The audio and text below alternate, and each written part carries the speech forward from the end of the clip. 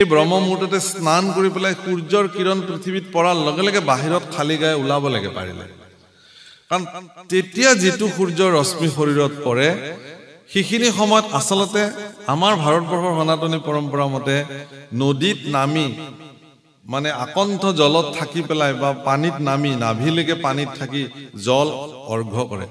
এইবিলাক বহুতে কয় যে সূৰ্য ইমান দূৰত আছে, ইয়াৰ পৰা আপুনি জল দিলে কেনেকে হ'ব? নহয়, আচলতে তামৰ পাত্ৰেৰে সাধাৰণতে জল দিয়ে, তুলসীত জল দিয়ে ৰাতিপুৱা। তাৰমানে তামৰ পাত্ৰত যেতিয়া পানী থাকে পানীটোও কোপাৰ হৈ যায়, সেইটো তামে হৈ যায়। সেই তামৰ পানীখিনি যেতিয়া তেনেকে দিব তেওঁৰ শৰীৰটো ইতিমধ্যে ভিজি থাকে আৰু সেই তামৰ মাজেৰে তামৰ জলৰ মাজেৰে সূৰ্যৰ ৰশ্মি যদি পাৰ হৈ আহি শৰীৰত পৰে তেতিয়াহ'লে শৰীৰত এক বিশেষ শক্তি জাগ্ৰত হৈ যায়, বিশেষ এনাৰ্জি। আপোনালোকে ৰাতিপুৱা যিবিলাকে এইবোৰ কাম কৰে তেওঁলোকে জানে। আৰু সেই এনাৰ্জিটো যদি প্ৰতিদিন সেই শক্তিটো যদি এজন যুৱকে বা এজন যুৱতীয়ে যদি ল'ব পাৰে তেতিয়াহ'লে তেওঁ ইমান উৰ্জাৱান ব্যক্তি হৈ যাব, তেওঁৰ সহজতে ভাগৰ নালাগিব, সহজতে তেওঁৰ এলাহ নাহিব, যিকোনো কাম নকৰাৰ মনোবৃত্তি তেওঁৰ নাহিব, তেওঁ সদায় ধনাত্মক দৃষ্টিৰে থাকিব, পজিটিভ উৰ্জাৰে তেওঁ জীয়াই থাকিব পাৰিব। এইবিলাক শাস্ত্ৰৰ বিশ্বাস। সেইকাৰণে সনাতন ধৰ্ম খুব বিজ্ঞান ভিত্তিক। তুলসী সম্পূৰ্ণ 24 ঘণ্টা অক্সিজেন দিয়ে। সেই তুলসীত গৈ পেলাই তামৰ পাত্ৰেৰে যদি আপুনি সূৰ্যৰ ফালে মুখ কৰি জল দিয়ে, ইয়াত সাইন্টিফিক ৰিজনটো সেইটোৱে, তুলসীতটো সি ভৰপূৰ অক্সিজেন আছেই, ইফালে সূৰ্যৰ হেঙুলি কিৰণ, ইফালে তামৰ পাত্ৰৰ তামযুক্ত পানী, আপোনাৰ শৰীৰ তেতিয়াও ভিজি আছে, স্নান কৰি আহিছে। তাৰ পিছত আপোনাৰ শৰীৰত যিটো এনাৰ্জি সৃষ্টি হ'ব, যিটো শক্তি, সি শৰীৰত ৰোগ প্ৰতিৰোধক ক্ষমতা বৃদ্ধি হয়। সেইকাৰণে সাধক পুৰুষবিলাক চাবচোন নিৰোগী জীৱন তেওঁলোকে যাপন কৰে, সেইকাৰণে কৰে। বাৰু যেই নহওক, মোৰ এই কথাখিনি কোৱাৰ প্ৰয়োজনীয়তা এইটোৱেই যে আজিৰ প্ৰজন্ম যে এই কথাবিলাক ভাগৱতৰ এই কথাবিলাক যিবিলাক বয়োজ্যেষ্ঠ ব্যক্তিয়ে শুনি আছে ইয়াত, তেখেতলোকৰ জীৱনত আত্মসন্তুষ্টিৰ বাহিৰে আৰু এইবিলাক পদৰ একো কাম নাই। কথাটো অপ্ৰিয়, তেওঁলোকে মাত্ৰ খুব ভাল লাগিল ভাগৱত কথা শুনা, তাৰ বাহিৰে তেওঁলোকৰ জীৱনত প্ৰেক্টিকেলি কৰিবলগীয়া আৰু তাত একো নাই। কিন্তু ভাগৱতৰ এই কথাবিলাক প্ৰেক্টিকেলি বাস্তৱিক অৰ্থত যদি খটুৱাবলগীয়া আছে তেতিয়াহ'লে নিউ জেনেৰেশ্যন, নতুন প্ৰজন্ম এইবিলাক শুনিব লাগিব আৰু তেওঁলোকে তেওঁলোকৰ জীৱনত প্ৰয়োগ কৰিব লাগিব। আপোনালোকে দেখিছে যে উঠি অহা প্ৰজন্মই কৰিবলগীয়া কাম বহুত আছে। তেওঁলোকে এজন ল'ৰা বা ছোৱালী এজন কেৱল শিক্ষিত হলেই নহ'ব, আধ্যাত্মিকভাৱে তেওঁ পৰিশীলিত হ'ব লাগিব। সেইকাৰণে ভগৱন্ত পুৰুষে উদ্ধৱক ক'লে যে সেই ভক্তিৰ ধাৰাটো, মই এই কথাটোকে ক'ব খুজিছো, ভক্তি কেৱল এটা আধ্যাত্মিক বস্তু, চাকি জ্বলাই নাম গোৱাটোৱে ভক্তি নহয়। আপোনাৰ ভিতৰত জন্ম হোৱা এটা সাংঘাতিক ধনাত্মক উৰ্জা, তাকেই ভক্তি বোলে। যিটো উৰ্জা আপোনাৰ মন আৰু মানসিকতাত আছে কাৰণে আপুনি যিকোনো পৰিৱেশ পৰিস্থিতি আপোনাক তলাব নোৱাৰে, যিকোনো পৰিস্থিতি আপোনাক হাৰ মনাব নোৱাৰে, যিকোনো দুৰ্ভাগ্যজনক পৰিস্থিতিৰ সন্মুখীন হলেও আপুনি ইমান সোনকালে তাৰ ওচৰত নতশিৰ নহয়। এনেকুৱা মন আৰু মানসিকতা যদি সৃষ্টি হয় কোনোবাৰ অন্তৰত, তেওঁ জগতত জয়ী হ'ব পাৰে, তেওঁ কোনো হৰুৱাব নোৱাৰে, তেওঁৰ পৰাভৱ নাই। গতিকে এইটো আমাৰ কাৰণে প্ৰয়োজন আছে, এইটোৱে ভক্তিৰ মূল সূত্ৰ প্ৰভুসকল। নহলে কিয় কৈ থাকিব ইয়াত গুৰুজনাই, ইমান শিক্ষিত মহাপুৰুষ এগৰাকীয়ে মানুহক কেৱল বহুতে কয় যে কানি খোৱা নিচাৰ নিচিনাকে কেৱল নামঘৰত গৈ নাম খোল বজাই থাকিলে হ'ব নেকি? আৰে এইটোৱে মূল কথা। তে সেইকাৰণে গুৰুজনাই কৈছে, কি কৈছে, সময় কথা কথা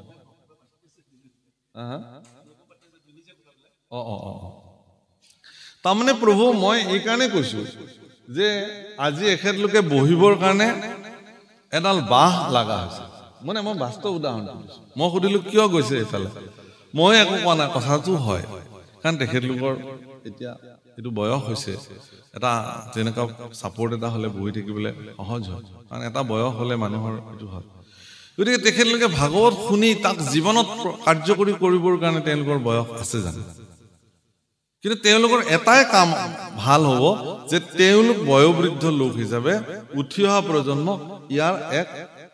উপদেশ সুন্দৰকে দিব পাৰিব যে আমি যি কৰিলো তোমালোকে কিন্তু এইখিনি কাম কৰা, তোমালোকে জীৱনটোক পৰিশীলিত কৰা। সেইকাৰণে কৃষ্ণ পুৰুষৰ দৰে এগৰাকী শক্তিশালী ঈশ্বৰ পুৰুষ, সমগ্ৰ বিশ্ব ব্ৰহ্মাণ্ডৰ যিজন মালিক, সমগ্ৰ বিশ্ব ব্ৰহ্মাণ্ডৰ হৰ্তা-কৰ্তা বিধাতা, তেওঁৰ প্ৰপন্ন শিষ্য উদ্ধৱৰ আগত কৈ গৈছে ভক্তি কেনেকে প্ৰৱৰ্তাই ৰাখিব লাগিব। আৰু সেই বিৰল স্থানত, ভগৱানৰ বিৰল স্থানত চৰণ যুগলত উদ্ধৱে আহি প্ৰণিপাত নিবেদন কৰি কাণ দিছে। ৰাম কৃষ্ণৰ বিয়োগে অগ্নি অন্তৰ্গতে হৃদয় দগ্ধ কৰে, শোকে মকমুকি কৰন্ত কন্দন নয়নৰ নীৰজৰে।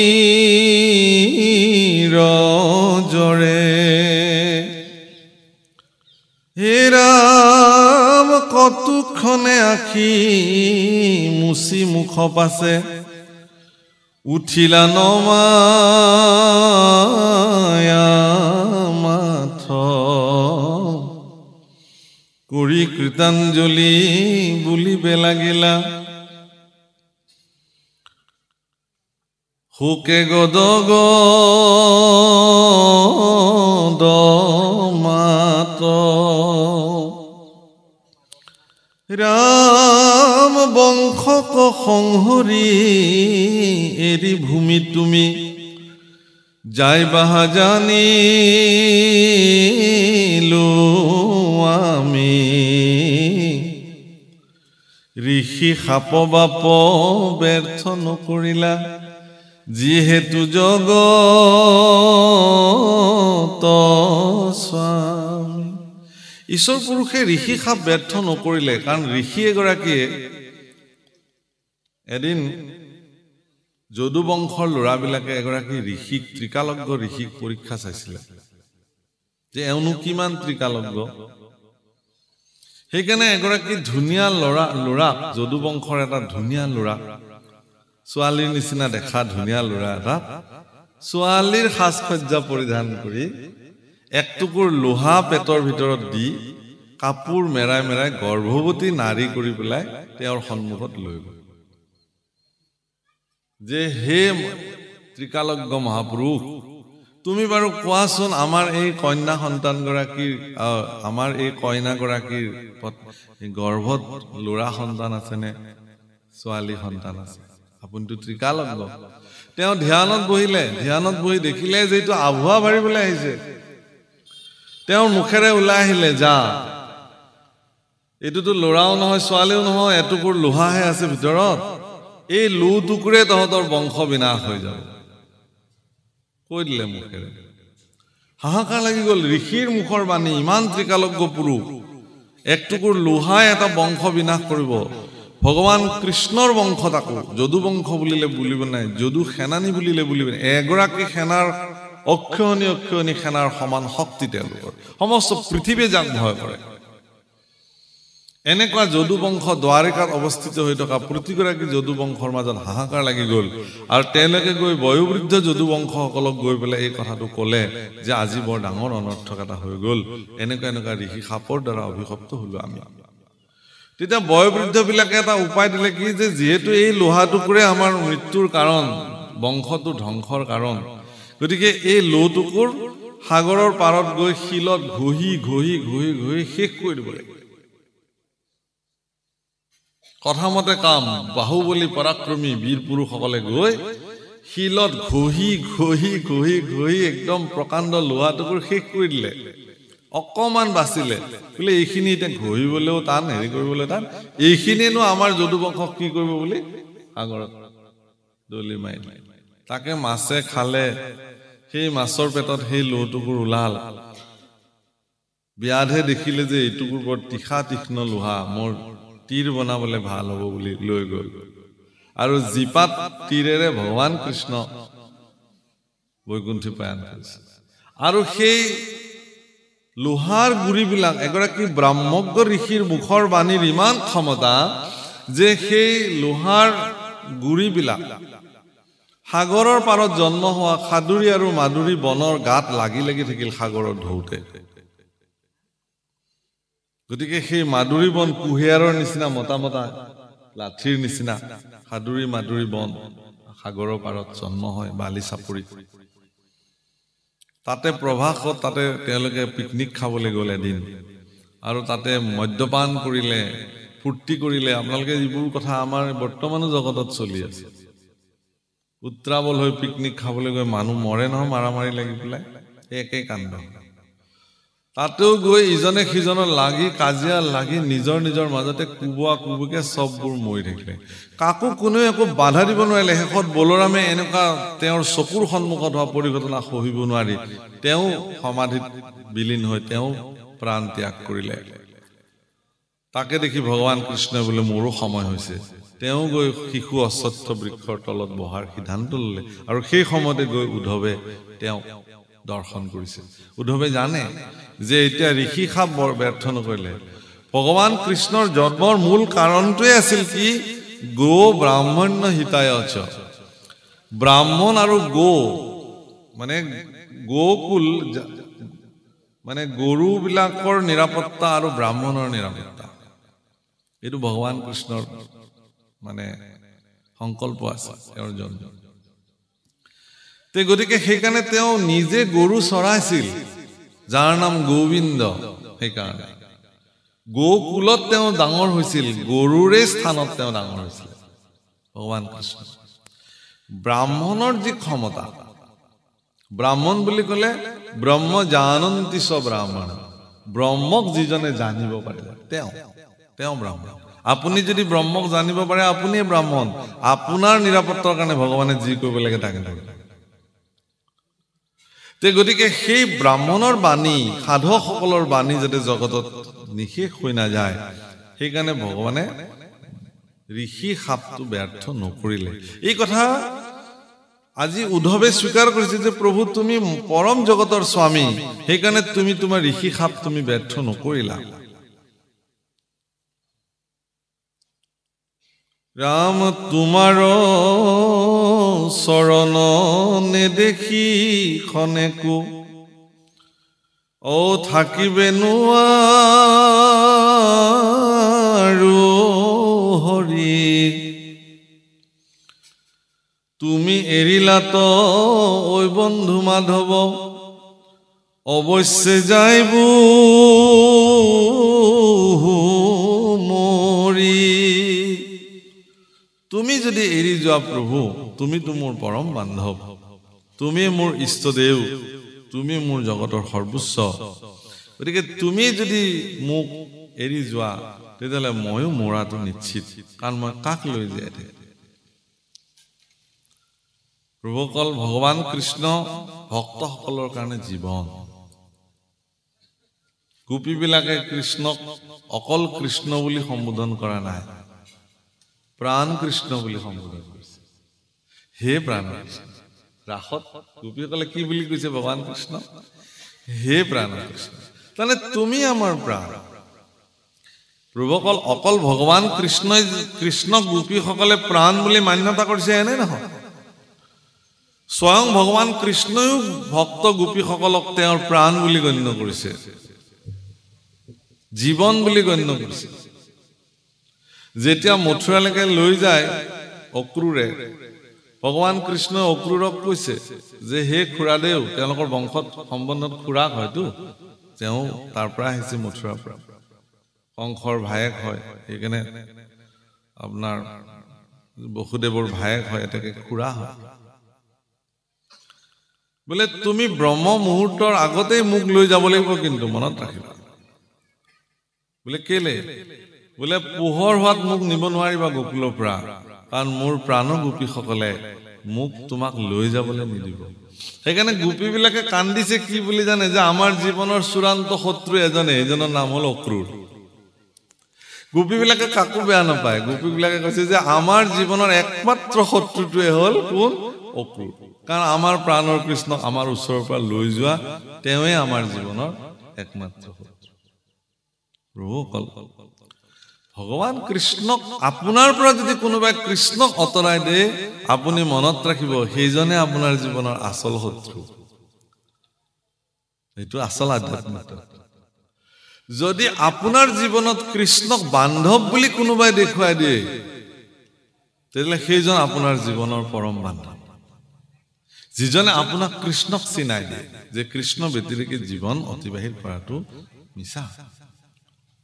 গতিকে যিজনে আপোনাৰ জীৱনৰ পৰা কৃষ্ণক অতৰাই লৈ যায় বাদ দিয়ক কি হ'ব ধৰ্ম কৰি বাদ দিয়ক কি হ'ব গুৰু ধৰ্ম পালন কৰি বাদ দিয়ক কি হ'ব নামঘৰলৈ গৈ বাদ দিয়ক কি হ'ব ভাওনা কৰিলে যদি আপোনাক কোনোবাই এনে ধৰণৰ কথা কয় আপুনি তেওঁৰ পৰা সাৱধানে থাকক গুৰু ধৰ্মৰ পৰা আপোনাক যদি বিচলিত কৰি নিবলৈ কোনোবাই যত্ন কৰিছে তেতিয়াহ'লে জানিব যে তেওঁই আপোনাৰ জীৱনৰ শ্ৰেষ্ঠ শত্ৰু কাৰণ তেওঁ আপোনাৰ জীৱনৰ কল্যাণ হোৱাটো বিচৰা নাই আপোনাৰ জীৱন অকল্যাণ অসংস্কৃত হোৱাটো বিচাৰিছে সংস্কাৰিত জীৱন কেৱল মানুহে কৰিব পাৰে প্ৰভুসকল মনত ৰাখিব আজি গৰু ছাগল শিয়াল কুকুৰ গাধ এইবিলাকো ঈশ্বৰৰ কৃপাত তেওঁলোকে পৃথিৱীত আছে কিন্তু তেওঁলোকে সংস্কাৰিত জীৱন কটাব নোৱাৰে ইচ্ছা কৰিলেও নোৱাৰে কিন্তু মানুহে সংস্কাৰিত জীৱন কটাব পাৰে মানুহক এইটো ঈশ্বৰে ক্ষমতা দিছে তেওঁলোকে সংস্কাৰিত জীৱন কটাব পাৰে কেনেকে এজন মানুহে জীৱনত সঠিকভাৱে জীৱন নিৰূপণ কৰি চলিব লাগে এই কথা মানুহে জানে আৰু মানুহে তাক কৰি ল'ব পৰা ক্ষমতা মানুহৰ জীৱনত ভগৱানে তেওঁলোকক প্ৰদান কৰিছে বুদ্ধিমত্তা দিছে হাত ভৰি দিছে চিন্তা দিছে চকু দিছে সকলো দৃষ্টি দিছে দৰ্শন দিছে অকল দৃষ্টিটো চবৰে আছে প্ৰভু দৰ্শন সকলোৰে নাই নহয় জীৱ জন্তুবিলাকেও দেখে ইতৰ প্ৰাণীবিলাকেও দেখে কিন্তু তেওঁলোকৰ দৰ্শন নাই মানুহেও দেখে কিন্তু মানুহৰ দৰ্শন আছে ধনী সকলো জীৱৰে আছে মানুহৰো ধনী আছে কিন্তু মানুহে সেই ধনীটোক সংস্কাৰিত কৰি বাণীলে ৰূপান্তৰ কৰি লৈছে সেইকাৰণে মানুহে কথা ক'ব পাৰে বাকীবিলাকে আগতেতো পূৰ্বতেতো কোৱা মতে যে মানুহবিলাকোতো জীৱ জন্তুৰ নিচিনাকে আছিলে সংস্কাৰ হৈ হৈ হৈ আজি মানুহে সভ্য আছে কিন্তু আধ্যাত্মিক জগতে আকৌ এইটো কোৱা নাই আধ্যাত্মিক জগতে কৈছে কি যে মানুহ জন্মৰ পৰাই মানুহ সংস্কাৰ যেতিয়াৰ পৰাই পৃথিৱীত মানুহ ব্ৰহ্মাই সৃষ্টি কৰিছে তেওঁলোকক বেলেগ ধৰণে জন্ম দিছে সেইকাৰণে অন্য জীৱৰ লগত মানুহৰ জন্মৰ কেতিয়াও নিমিলে মানুহ হোৱাৰ দিনৰ পৰাই মানুহবিলাক মানুহৰ নিচিনা আছে সদায় থাকিব গতিকে হে ভগৱান তুমি মোক যি ধৰণে কৃপা কৰিছা আৰু মই তোমাৰ যি ধৰণে সেৱাত ৰত হৈ আছো এতিয়া এটাকে তুমি যদি যোৱা তেতিয়াহ'লে ময়ো মৰি যাব লাগিব তুমি ব্যতিৰেকে মই যাব থাকিব নোৱাৰো এইটো এজন ভকতৰ ঈশ্বৰৰ প্ৰতি বাণী ঈশ্বৰৰ কি বাণী তেতিয়াহ'লে যেতিয়া অক্ৰূৰে তেওঁ মথুৰালৈকে লৈ আহিছে কংস নিধন কৰাৰ পিছত ভগৱান কৃষ্ণই উদ্ধৱক মাতি লৈ আহিছে লগত যে হে উদ্ধৱ মই তোমাক এটা নিবেদন কৰো কি যে তুমি বৃন্দাবনলৈ যোৱা গোকুললৈ যোৱা তাত মোৰ প্ৰাণৰ গোপীসকলক তুমি এবাৰ খবৰ লৈ আহা তুমি হয়তো মোক ক'ব পাৰা যে কোনোবা গোপীসকলে খাইছে নে নাই শুইছে নে নাই ভালকে জীৱন কটাইছে নে নাই তোমাৰ লগত কি আহে যায় এৰা কথাটো হ'ল কিন্তু এই কথা মই তুমি ব্যতিৰেকে বেলেগক ক'ব নোৱাৰো এই কাৰণেই যে গোপীসকলৰ প্ৰতি মোৰ যিটো আন্তৰিকতা তেওঁলোক মোৰ সমৰ্পিত ভক্ত তেওঁলোকৰ প্ৰতি মোৰ যি আন্তৰিকতা সেইটো মই বেলেগক বুজাব নোৱাৰো এটাকে তুমি যোৱা ওয়ারে হামু বিনে গোপী আরে হামু বিনে গোপী রতিলেকে যুগ যায় হামু বিনে গোপী রতিলেকে যুগ যায় এটা তিল সমান সময় তেওঁলোকৰ কাৰণে এটা যুগ মোৰ অবিহনে তেওঁলোকে কথা কিমান ভাল পাব পাৰে ভগৱান ইমান প্ৰেম ভগৱানৰ প্ৰতি তেওঁলোকে সমৰ্পিত মনোবৃত্তিৰে ভগৱানৰ ওচৰত তেওঁলোকে গৈ পেলাই নিজক সমৰ্পিত কৰিছিলে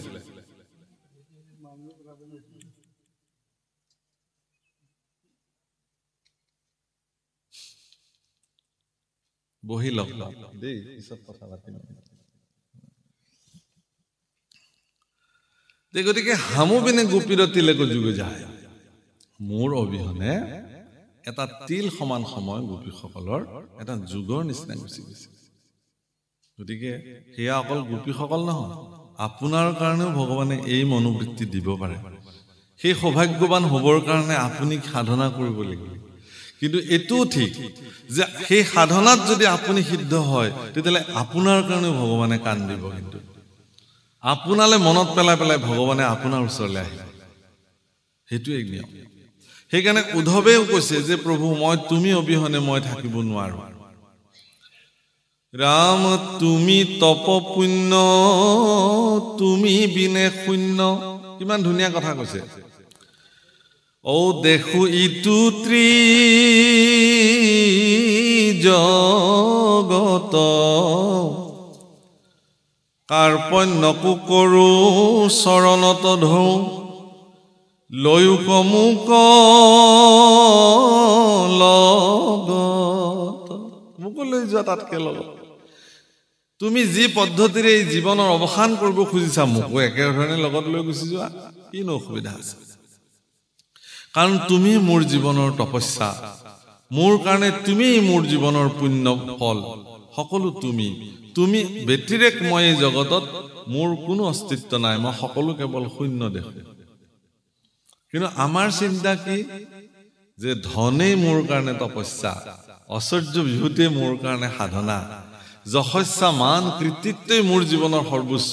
তুমি পিছত ভগৱান তোমাৰটো পিছত চলো সেইকাৰণে মনুষ্য জীৱনৰ 24 ঘণ্টা মানুহবিলাকে ভগৱানক ভজিবৰ কাৰণে তেওঁলোকে সময় উলিয়াব নোৱাৰে 24 ঘণ্টাত 24 মিনিট এটা মই ভগৱানক ভজনা কৰিম এনেকুৱা দৃঢ় সংকল্প লকচোন মানুহে যে 24 ঘণ্টাটো মোৰ কাৰণেহে মই চিন্তা কৰি থাকো কি খাম কি লম কি পিন্ধিম ক'ত ইনকাম কৰিব যাম বৃদ্ধ বয়সলৈকে কেনেকে দুই পইচা ছপাই আনিব পাৰো এই চিন্তাত সময় নাই জীৱনত নামঘৰলৈ যাবলৈ সময় নাই ভাগৱত পাঠলৈ যাবলৈ সময় নাই কোনোবাই যদি মাতেও মই দেৰিকে যাম মোৰ কামখিনি আগতে কৰি লম বিষয় কামখিনি তাৰ পিছত মোৰ যদি সময় হয় এপাক দেখা দিম দিয়ক মোৰ এনেকা কাম আছে